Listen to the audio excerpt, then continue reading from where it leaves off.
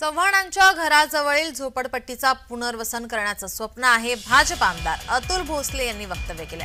माजी मुख्यमंत्री पृथ्वीराज चव्हाण बाबत भोसले यांनी वक्तव्य केले. कराड दक्षिणचे भाजपाचे आमदार अतुल भोसले यांनी मलकापूर येथे शासकीय अधिकाऱ्यांची बैठक घेतली. यावेळी बोलताना त्यांनी कराड आणि मलकापूरमधील झोपडपट्ट्यांचा पुनर्वसन करण्याचा प्रयत्न असल्याचं म्हटलं आहे.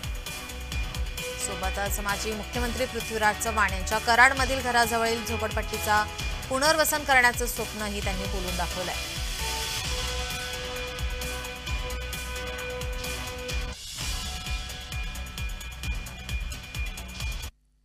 कराड आणि मलकापूरसाठी एक कॉन्क्रीट योजना ही पक्की घरं करण्यासाठी आपण आणणार आहोत आणि त्याच्या माध्यमातून कराड आणि मलकापूरच्या झोपडपट्टीचं 100% पुनर्वसन करण्याच्या बाबतीतला आमचा मानस आहे.